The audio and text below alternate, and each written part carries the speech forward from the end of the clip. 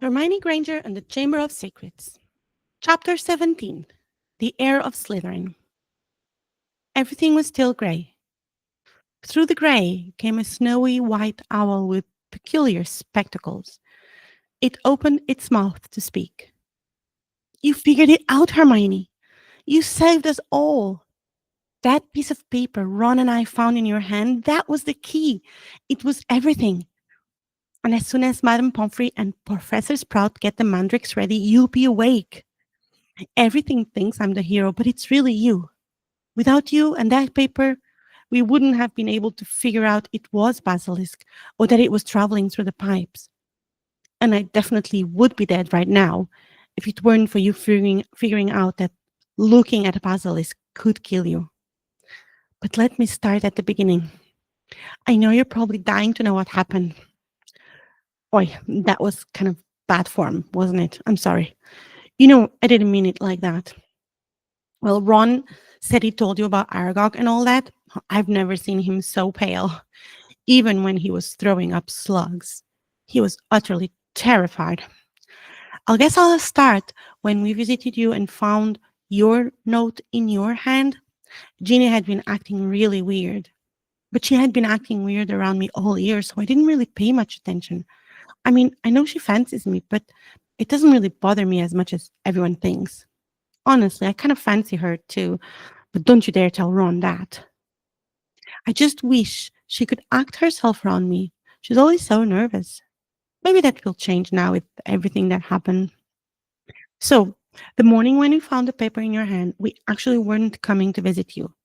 Madame Pomfrey had already shut down the hospital wing to visitors, but we were out in the corridor where all of the attacks happened because we were on our way to talk to Morning Myrtle about what we heard from Aragog. McGonagall found us, and we used you as an excuse, and she let us in to see you.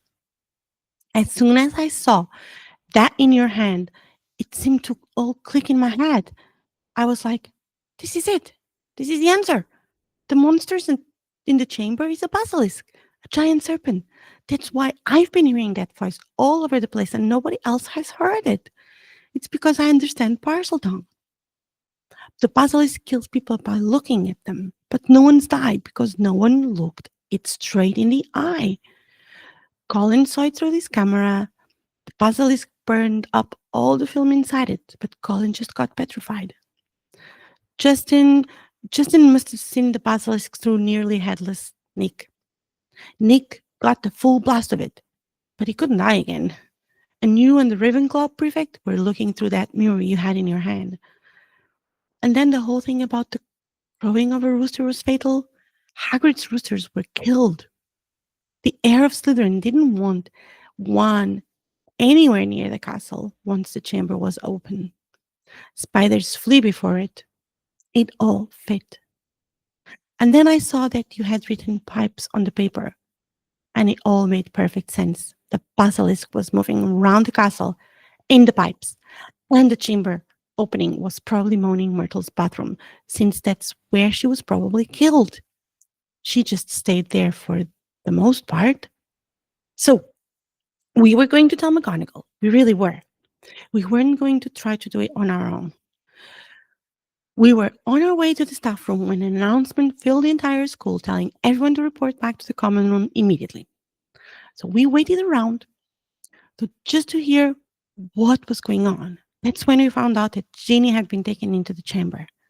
Another message was written on the wall. Her skeleton will lie in the chamber forever. Of course, Ron and I were horrified. They asked all of the Weasleys to get together so they could tell them too. I was there. And then they expected us all to just sit there in the common room doing nothing. I knew we had to do something, and so did Ron. So we suggested going to tell Lockhart since we had heard him talking about going to fight Slytherin's monster. I agreed, only because I couldn't really think of anything else. So when we got to his office, though, we got him packing all of his stuff to get. He was running away. He was just going to leave us there to deal with everything.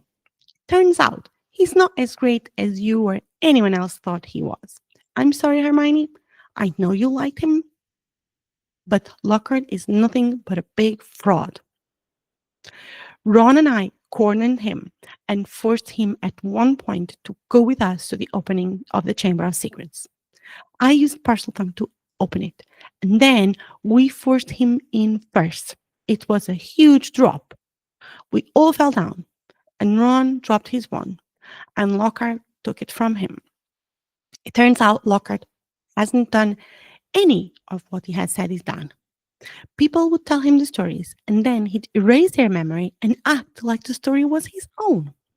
The only thing Lockhart is good at is memory charms.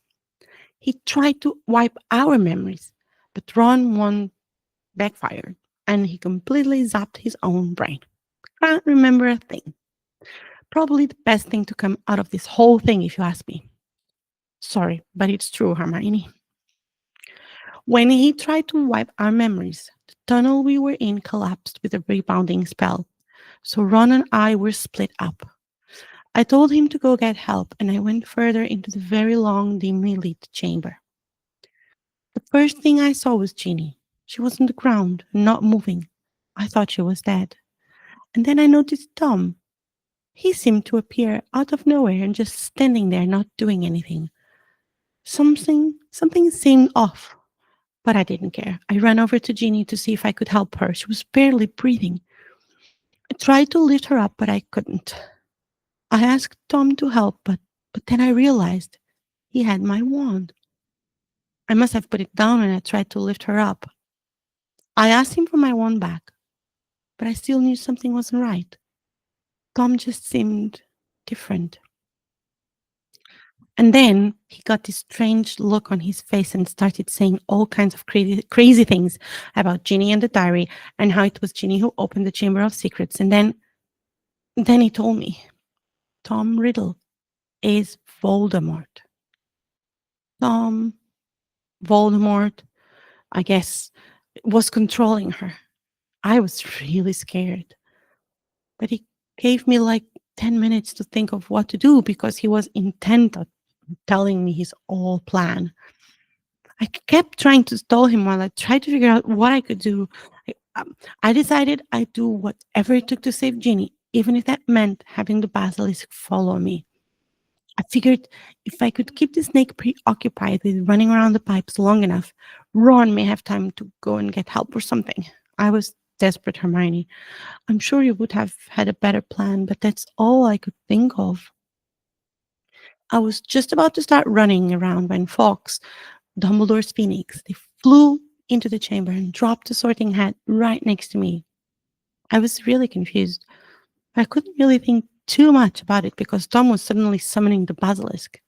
I could hear it slithering through the pipes. I shut my eyes and just started to run blindly. I thought Fawkes had flown away, but then I heard his awful noise. I tripped and felt something heavy hit me. I couldn't help it. I had to open my eyes and see what was happening.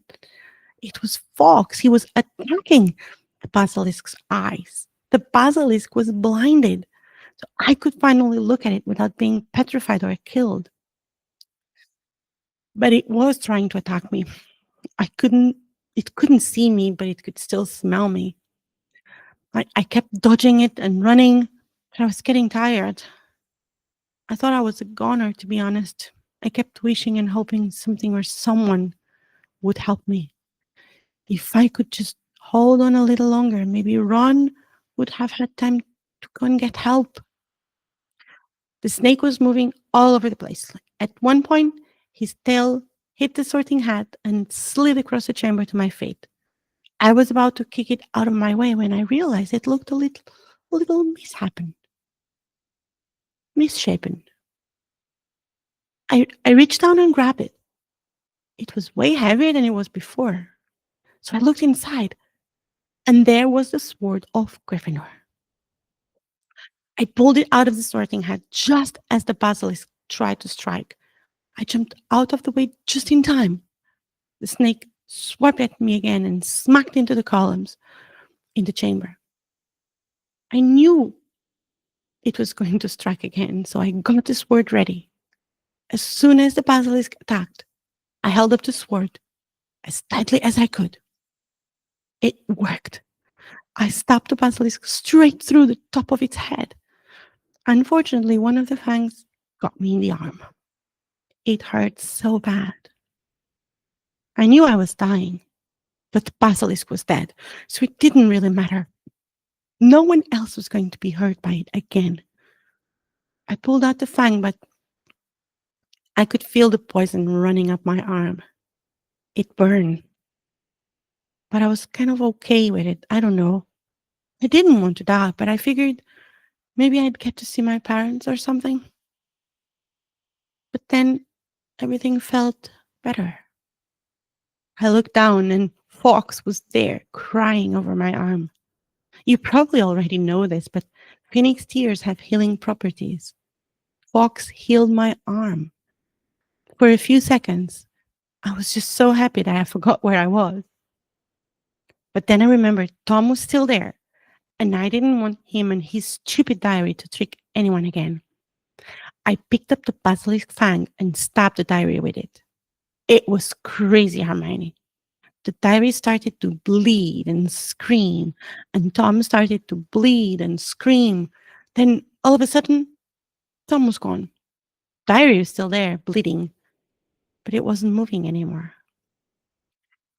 It was around that time that Ginny woke up and we were able to escape back through the way I had come.